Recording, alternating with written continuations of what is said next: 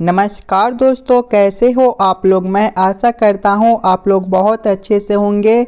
दोस्तों आज हम लोग रीजनिंग के पार्ट नंबर 4 को देखने वाले हैं और इस वाले पार्ट के अंदर हम लोग रीजनिंग के 10 इम्पोर्टेंट प्रश्न को देखेंगे और सभी प्रश्न को शॉर्ट ट्रिक के साथ सॉल्व करेंगे। ये सारे प्रश्न आपके आने वाले आगामी सभी परीक्षाओं के लिए काफ़ी महत्वपूर्ण होने वाला है, तो वीडियो में आप लोग हमारे साथ अंत तक जरूर बने रहिएगा। चलिए हम लोग 1 नंबर क्वेश्चन की ओर चलते हैं।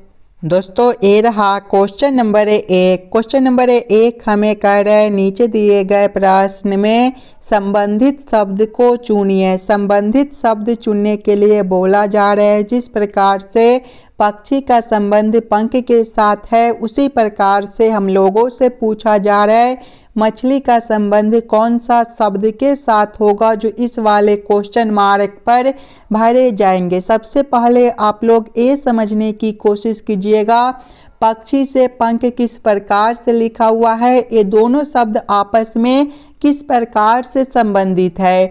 देखिए पक्षी जो है आपका आसमान में उड़ता है और पक्षी को आसमान में उड़ने के लिए पंख का ज़रूरत होता है, तो पक्षी से पंख लिखा हुआ है। उसी प्रकार से दोस्तों मछली जो होती है ये आपके पानी में तैरती है और मछली को पानी में तैरने के लिए किसका ज़रूरत पड़ेगा, तो मीन पंख का ज़रूरत पड़ेगा। यानी कि इस वाले क्वेश्चन मार्क पर जो है आपका मीन पंख भरा जाएगा। मीन पंख कौन सा ऑप्शन में दिया गया है, तो मीन पंख देखिएगा तो आपका ऑप्शन नंबर सी में दिया गया है जो कि हमारा सही उत्तर बनता है। चलिए अगले प्रश्न की ओर हम लोग चलेंगे। ये रहा क्वेश्चन नंबर 2। क्वेश्चन नंबर 2 हमें कह रहा है नीचे दिए गए प्रश्न में संबंधित संख्या को चुनिए। इस बार आपको संबंधित संख्या चुनने के लिए बोला जा रहा है जिस प्रकार से 27 का संबंध 65 के साथ है उसी प्रकार से हम लोगों से पूछा जा रहा है 64 का संबंध कौन सा संख्या के साथ होगा जो इस वाले खाली स्थान पर भरे जाएंगे। यहाँ पर भी हम लोगों को पहले ये समझना पड़ेगा कि 27 से 65 किस प्रकार से लिखा हुआ है, ये दोनों संख्या आपस में किस प्रकार से संबंधित है। एकदम आसान सा प्रश्न है, तो पहले आप लोग अपना दिमाग लगाकर इस वाले प्रश्न को खुद से ज़रूर सॉल्व करने की कोशिश कीजिएगा। अगर आप लोग थोड़ा सा दिमाग लगाइएगा तो यहाँ पर देखिए संख्या 27 है और 27 क्या होता है, 27 जो होता है आपका 3 के पावर 3 होता है और 65 क्या होता है, तो ये जो होता है आपका 4 के पावर 3 प्लस 1 होता है। यहाँ पर देखिए 3 के पावर 3 है तो अगला 4 के पावर 3 है, यानी कि इसमें प्लस 1 है और उसमें भी आपका जो है प्लस 1 कर दिया गया है। उसी प्रकार से 64 क्या होता है, तो 4 के पावर 3 होता है। यहाँ पर देखिए प्लस 1 है तो यहाँ पर भी हम लोग प्लस 1 करेंगे। 4 प्लस 1 हमारा 5 बनेगा, यानी कि अगला 5 के पावर 3 और देखिए पावर 3 करने के बाद भी प्लस 1 किया है तो यहाँ पर भी हम लोग प्लस 1 करेंगे, यानी कि अगला संख्या जो है हमारा 5 के पावर 3 प्लस 1 बनेगा।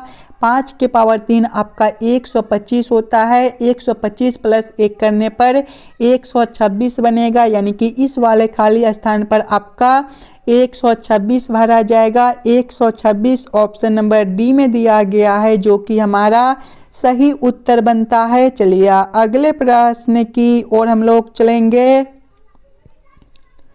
ये रहा क्वेश्चन नंबर 3। क्वेश्चन नंबर 3 हमें कह रहा है यदि किसी निश्चित कोड भाषा में रैट बराबर 40 कॉमा चैट बराबर 33 है तो रिटर्न बराबर क्वेश्चन मार्क। ये जो प्रश्न है ये आपका कोडिंग डिकोडिंग से रिलेटेड प्रश्न है। सबसे पहले आप लोगों को ये समझना होगा यहाँ पर रैट से 40 किस प्रकार से लिखा हुआ है, चैट से 33 किस प्रकार से लिखा हुआ है। उसी प्रकार से आप लोग सोचिएगा रिटर्न से आपका क्या कोड बनेगा जो इस वाले क्वेश्चन मार्क पर भरे जाएंगे। रैट को देखिएगा तो रैट जो है आपका RAT से मिलकर बनता है। अगर हम लोग ये सभी अक्षर को ABCD के क्रमानुसार लिखते हैं तो आर का क्रम 18 होता है, ए का क्रम पहला होता है और टी का क्रम 20वां होता है। ये सभी संख्या को आपस में जोड़ेंगे तो 18 प्लस 1 19 और 19 प्लस 20 करने पर हमारा 39 बनता है। लेकिन दोस्तों यहाँ पर 40 दिया गया है, अगर हम लोग 39 में एक ऊपर से ऐड कर देते हैं तो हमारा 40 बनता है। यही सेम अब हम लोग चैट के साथ भी करके देखेंगे। चैट जो है हमारा CHAT से मिलकर बनता है। इसके भी सभी अक्षर को पहले हम लोग ABCD के क्रमानुसार लिखेंगे तो C का क्रम तीसरा होता है, H का क्रम 8वां होता है, A का क्रम पहला और T का क्रम 20वां। यहाँ पर भी सभी संख्या को आपस में जोड़ेंगे तो 3 प्लस 8 11, 11 प्लस 1 12 और 12 प्लस 20 करने पर हमारा 32 बनेगा। इसमें देखिए एक ऊपर से ऐड किए थे तो यहाँ पर भी एक ऊपर से ऐड करेंगे। 32 प्लस 1 हमारा 33 होता है। 33 आपका यहाँ पर दिया गया है, यानी कि इस वाले प्रश्न को हम लोग इसी प्रकार से सॉल्व कर सकते हैं। तो यही सेम अब हम लोग रिटर्न के साथ करेंगे। रिटर्न जो है आपका RETURN से मिलकर बनता है। इसके भी सभी अक्षर को पहले हम लोग ABCD के क्रमानुसार लिखेंगे तो R का क्रम 18वां होता है, E का क्रम 5वां होता है, T का क्रम आपका जो है 20वां होता है और U का क्रम 21वां होता है, R का क्रम 18वां और N का क्रम दोस्तों 14वां होता है। ये सभी संख्या को आपस में जोड़ेंगे तो 18 प्लस 5 हमारा 23 बनेगा, 23 प्लस 20 43, 43 प्लस 21 करने पर हमारा जो है 64 बनेगा, 64 प्लस 18 करने पर दोस्तों हमारा जो है 82 बनेगा और 82 प्लस 14 करने पर हमारा 96 बनेगा। और सभी में एक हम लोग ऊपर से ऐड किए थे तो इसमें भी एक ऊपर से ऐड करेंगे। 96 प्लस 1 हमारा 97 बनेगा। 97 ऑप्शन नंबर C में दिया गया है जो कि हमारा सही उत्तर बनता है। चलिए अगले प्रश्न की ओर हम लोग चलेंगे। ये रहा क्वेश्चन नंबर 4। क्वेश्चन नंबर 4 हमें कह रहा है असंगत शब्द को पहचान करें। शेर, चीता, घोड़ा और जिराफ ये चारों जानवर में सबसे अलग जानवर कौन सा दिया गया है, ये हम लोगों से पूछ रहा है।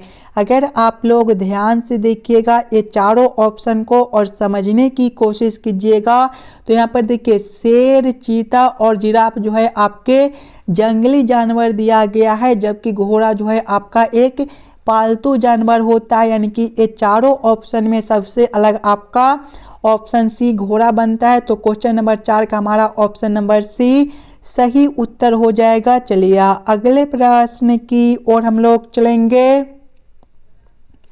ये रहा क्वेश्चन नंबर 5। क्वेश्चन नंबर 5 हमें कह रहा है नीचे दिए गए श्रृंखला को पूरा करें। यहाँ पर एक श्रृंखला दिया गया है और यहाँ पर एक क्वेश्चन मार्क है।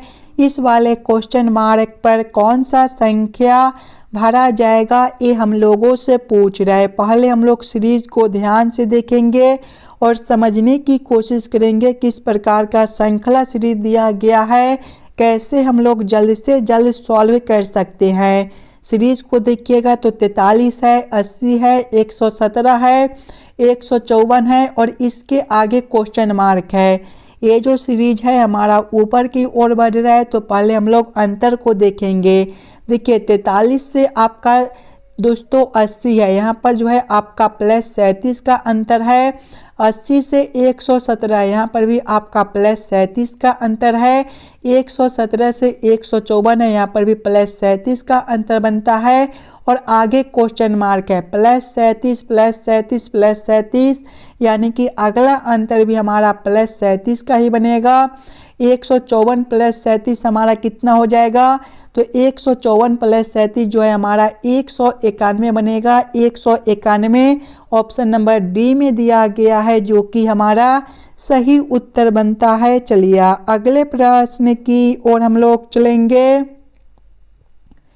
ये रहा क्वेश्चन नंबर 6। क्वेश्चन नंबर 6 हमें कह रहा है नीचे दिए गए अक्षर श्रृंखला को पूरा करें। एक अक्षर श्रृंखला दिया गया है और यहाँ पर एक क्वेश्चन मार्क है। इस वाले क्वेश्चन मार्क पर कौन सा अक्षर भरा जाएगा ये हम लोगों से पूछ रहे हैं। पहले हम लोग अक्षर श्रृंखला को देखेंगे और समझने की कोशिश करेंगे। अक्षर श्रृंखला को देखिएगा तो पहले एल है, उसके बाद डी है, फिर ओ है, फिर ई है, फिर आर है, फिर एफ है, आगे क्वेश्चन मार्क है। दोस्तों देखिए एल के बाद डी है और डी के बाद ओ है। यहाँ पर जो है एल के करीब वाला अक्षर ओ दिखाई देता है। तो पहले अगर हम लोग एल से एक अक्षर छोड़कर ओ को देखते हैं तो एल का क्रम 12वां होता है और ओ का क्रम 15वां होता है। यहाँ पर +3 है। फिर ओ से एक अक्षर छोड़कर देखते हैं तो आपका आर है, आर का क्रम 18वां होता है, यहाँ पर भी आपका +3 है। और आर से एक क्रम छोड़कर देखते हैं तो आगे क्वेश्चन मार्क है। देखिए +3 तो आगे भी हम लोग +3 करेंगे। आर का क्रम 18वां होता है, 18 + 3 करने पर 21 और 21वें नंबर पर दोस्तों ABCD के क्रम में आपका यू होता है, यानी कि इस वाले क्वेश्चन मार्क पर आपका यू भरा जाएगा। यू ऑप्शन नंबर ए में दिया गया है जो कि हमारा सही उत्तर बनता है। चलिए अगले प्रश्न की ओर हम लोग चलेंगे। ये रहा क्वेश्चन नंबर 7। क्वेश्चन नंबर 7 हमें कह रहे लुप्त संख्या ज्ञात करें। यहाँ पर एक क्वेश्चन मार्क दिया गया है। इस वाले क्वेश्चन मार्क पर कौन सा संख्या भरा जाएगा ये हम लोगों से पूछ रहा है। दोस्तों जब भी आपको इस प्रकार के प्रश्न देखने को मिले तो पहले आप लोग क्वेश्चन के पैटर्न को समझने की कोशिश कीजिएगा। अगर आप लोग क्वेश्चन के पैटर्न को समझ जाइएगा तो ऐसे प्रश्न को आप लोग सेकेंडों में सॉल्व कर सकते हो। इस वाले प्रश्न में देखिएगा तो इस वाले लाइन से देखिए आपका 4 संख्या दिया गया है, 18, 17, 16 और 19। अगर सबसे पहले हम लोग ये दोनों संख्या को आपस में जोड़ ले यानी कि 18 + 17 करते हैं तो 35 प्राप्त होता है। उसी प्रकार से दोस्तों जब हम लोग ये दोनों संख्या को आपस में जोड़ते हैं यानी कि 16 + 19 करते हैं तो सेम संख्या 35 ही प्राप्त होता है। इसी प्रकार से जब हम लोग ये दोनों संख्या को आपस में जोड़ते हैं 31 + 7 करते हैं तो 38 प्राप्त होता है। उसी प्रकार से जब नीचे वाले भी दोनों संख्या को आपस में जोड़ते हैं 12 + 26 करते हैं तो हमें 38 ही प्राप्त होता है। यानी कि इस वाले प्रश्न को हम लोग इसी प्रकार से सॉल्व कर सकते हैं। तो यही सेम अब हम लोग इस वाले लाइन भी करेंगे। इस वाले लाइन में भी आपका 2 संख्या ऊपर दिया गया तो पहले 25 + 18 करेंगे तो हमारा कितना हो जाएगा 25 + 18 43 होता है। यानी कि नीचे वाले भी दोनों संख्या को आपस में जोड़ने पर 43 प्राप्त होना चाहिए। एक संख्या 20 दिया गया है। दोस्तों हम लोग 20 में कितना जोड़ दे ताकि हमारा 43 बन जाए तो 20 + 23 करने पर हमारा 43 बनता है। यानी कि इस वाले क्वेश्चन मार्क पर आपका 23 भरा जाएगा। 23 ऑप्शन नंबर बी में दिया गया है जो कि हमारा सही उत्तर बनता है। देखिए ऊपर वाले दोनों संख्या को जोड़ने पर जितना संख्या प्राप्त होता है उतना ही संख्या नीचे वाले भी दोनों संख्या को जोड़ने पर प्राप्त होता है।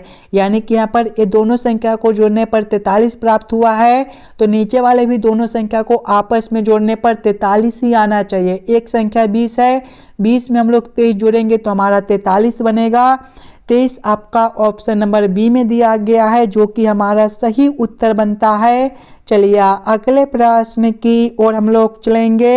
ये रहा क्वेश्चन नंबर 8। क्वेश्चन नंबर 8 हमें कह रहा है नीचे दिए गए शब्दों का सही वेन आरेख बताएं। पक्षी, कौवा, कठफोड़वा का किस प्रकार से वेन आरेख बनेगा ये हम लोगों से पूछ रहा है। सबसे पहले हम लोग सभी शब्दों को ध्यान से देखेंगे और समझने की कोशिश करेंगे कौन शब्द किसके साथ संबंधित है, किसके अंदर हम लोग किसको रख सकते हैं। ध्यान से देखिएगा तो पक्षी है, कौवा है, कठफोड़वा है। दोस्तों कौवा भी आपका एक पक्षी होता है यानी कि पक्षी के अंदर आपका कौवा चला आएगा और कठफोड़वा भी आपका एक पक्षी होता है यानी कि पक्षी के अंदर आपका कठफोड़वा भी बनेगा। तो सबसे पहले हम लोग पक्षी के लिए एक आरेख बना लेंगे और पक्षी के अंदर आपका कौवा और कठफोड़वा दोनों आ जाएगा। लेकिन कौवा अलग पक्षी होता है और कठफोड़वा अलग, यानी कि दोनों के लिए हम लोग अलग अलग आरेख बनाएंगे। इस प्रकार का वेन आरेख Venn diagram option number D में दिया गया है, जो कि हमारा सही उत्तर बनता है। चलिए अगले प्रश्न की ओर हम लोग चलेंगे। ये रहा क्वेश्चन नंबर 9। क्वेश्चन नंबर 9 हमें कह रहा है दिए गए चित्र में त्रिभुजों की संख्या ज्ञात कीजिए। इस वाले आकृति के अंदर टोटल कितना ट्रायंगल त्रिभुज बनता है, ये हम लोगों से पूछ रहा है। एकदम आसान सा प्रश्न है, तो पहले आप लोग खुद से ज़रूर काउंटिंग करने की कोशिश कीजिएगा। ध्यान से देखिएगा तो पहला त्रिभुज ए बनेगा, दूसरा ए बनेगा, तीसरा ए बनेगा, चौथा ए बनेगा, पांचवा ए, छठा ए। सातवें को देखिएगा तो सातवां आपका यहाँ से लेकर यहाँ तक एक बनता है, ये जो है ये आपका सातवां हो जाएगा।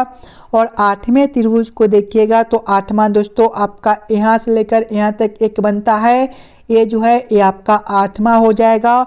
और नौवें त्रिभुज को देखिएगा तो नौवां जो है आपका यहाँ से लेकर यहाँ तक एक बनता है, ये आपका नौवां हो जाएगा। 10वां जो है आपका यहाँ से लेकर यहाँ तक एक बनता है, ये आपका 10वां त्रिभुज हो जाएगा।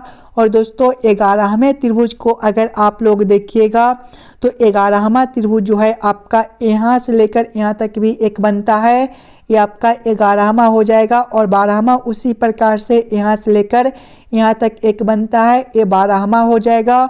और एक त्रिभुज आपके और अभी बनते हैं सबसे बड़े वाले, यानी कि यहाँ से लेकर यहाँ तक भी तो आपका एक त्रिभुज बनता है, ये जो है आपका 13वां हो जाएगा। यानी कि इस वाले आकृति के अंदर टोटल 13 त्रिभुज बनता है। 13 ऑप्शन नंबर डी में दिया गया है, जो कि हमारा सही उत्तर हो जाएगा। चलिए अगले प्रश्न की ओर हम लोग चलेंगे। ये रहा क्वेश्चन नंबर 10। क्वेश्चन नंबर 10 आपको कह रहा है एक कक्षा के सभी 28 विद्यार्थी उत्तर की ओर मुख करके एक सीधी पंक्ति में खड़े हैं। जय दाएं सिरे से 14वें स्थान पर खड़ा है, जबकि बेला बाएं सिरे से 12वें स्थान पर खड़ी है। जय और बेला के बीच कितने विद्यार्थी खड़े हैं। दोस्तों ये जो प्रश्न है एकदम आसान सा प्रश्न है। प्रश्न आपको कह रहा है एक कक्षा में सभी 28 विद्यार्थी उत्तर की ओर मुख करके सीधी पंक्ति में खड़े हैं। एक कक्षा में टोटल कितने विद्यार्थी है, तो 28 विद्यार्थी है। जय जो है दाएं सिरे से 14वें स्थान पर खड़ा है और बेला जो है बाएं सिरे से 12वें स्थान पर खड़ी है। ये दोनों के बीच कितने विद्यार्थी खड़े हैं ये हम लोगों से पूछ रहे हैं। कुछ नहीं करेंगे, 14 + 12 करेंगे तो कितने हो जाएंगे, हमारे 26 हो जाएंगे। यानी कि टोटल 26 विद्यार्थी जो है आपके ये दोनों के साइड में खड़े हैं। और ये दोनों के बीच में देखिएगा तो आपके 2 विद्यार्थी बनते हैं। 26 + 2 करेंगे तो हमारा 28 हो जाएगा। यानी कि जय और बेला के बीच कितने विद्यार्थी खड़े हो जाएंगे, तो 2 विद्यार्थी। 2 ऑप्शन नंबर डी में दिया गया है, जो कि हमारा सही उत्तर बनता है। आशा करता हूँ आप लोग सभी प्रश्न को बढ़िया से समझ गए होंगे। अगर आपको किसी भी प्रश्न में कहीं पर भी कोई दिक्कत हो तो हमें ज़रूर कमेंट करके बतलाइएगा। चलिए हम लोग मिलते हैं आपसे अगले वीडियो में।